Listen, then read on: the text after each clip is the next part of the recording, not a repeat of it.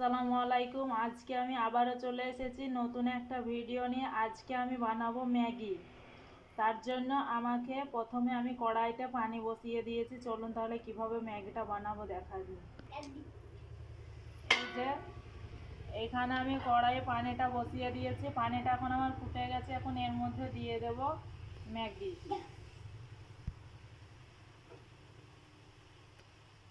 এখানে 3টা ম্যাগি তৈরি করব। তার জন্য আমাকে পরিমাণ মতো এখানে পানি নিয়েছি, এর মধ্যে ম্যাগিটা দিয়ে দিয়েছি। এখন এইটাকে আমি কিছুক্ষণের জন্য ঢাকা রেখে দেবো। কিছুক্ষণ পর সিদ্ধ হলে আবার আপনাদেরকে দেখাচ্ছি। এই যে ফিরে এলাম কিছুক্ষণ পরে। এইবার আমি ম্যাগিটা আমার খুব ভালো মতো সিদ্ধ হয়ে গেছে। এখন আর একটুকু লাগবে সিদ্ধ হতে। এখন দিয়ে দেবো আমি সেই মশলাটা, ম্যাগি মশলাটা।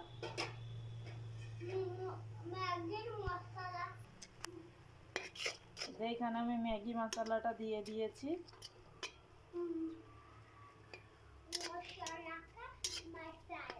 এবার এইটাকে আমি কিছুক্ষণের জন্য ঢেকে রাখবো। এই যে এইটাতে এখন আমি মশলাটা দিয়ে দিয়েছি। এখন এইটাকে আমি আবারও কিছুক্ষণের জন্য ঢেকে রাখছি। তাহলে এবার চলুন কিছুক্ষণ পর আবারও ফিরে আসছি। তারপর কি কি উপকরণ লাগবে সেটাকে তোমাদেরকে দেখাচ্ছি। ম্যাগিটা 2 মিনিটের মতো ঢাকা রেখে এই যে ভালো মতো সিদ্ধ হয়ে গেছে। এখন চলুন তাহলে কি কি ম্যাগিটা বানাতে কি কি উপকরণ লাগবে সেগুলো দেখে নিই। যে ম্যাগিটা আমার হয়ে গেছে, এখানে নিয়েছি পেঁয়াজ কুচি, এখানে নিয়েছি টমেটো কুচি, কাঁচা লঙ্কা কুচি, আদা রসুন বাটা, এখানে লঙ্কার গুঁড়ো, হলুদ গুঁড়ো, জিরে গুঁড়ো, নুন, একটা ডিম। চলুন তাহলে কিভাবে বানাবো দেখে নিই। প্রথমে এখানে কড়াইটা গরম হতে বসে দিয়েছি। এখন এর মধ্যে দিয়ে দেবো তেল।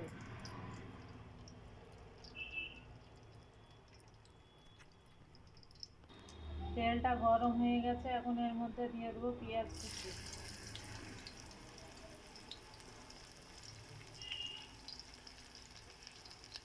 এরপর দেবো কাঁচা লঙ্কা কুচি।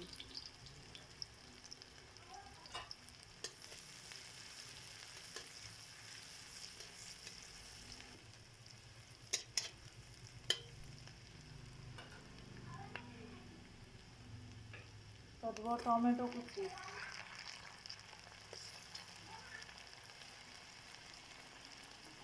নুন।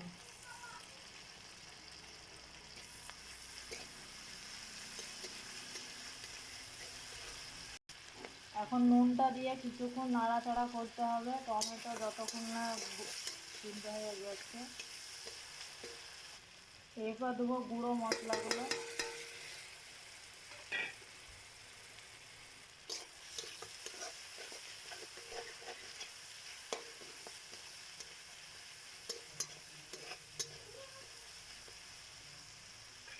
এরপর দিয়ে দেবো ডিম।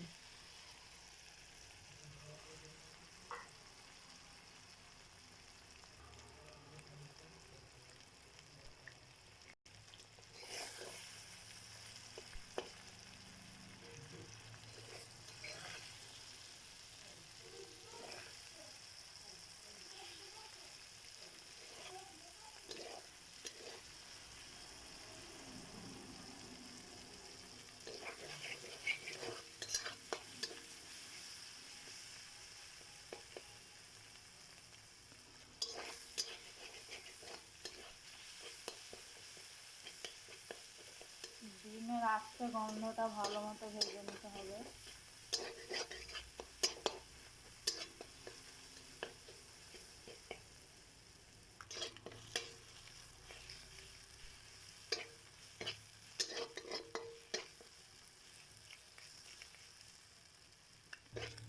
ডিমটা আমার ভালো মতো ভাজা হয়ে গেছে। এখন এর মধ্যে দিয়ে দেবো ম্যাগি।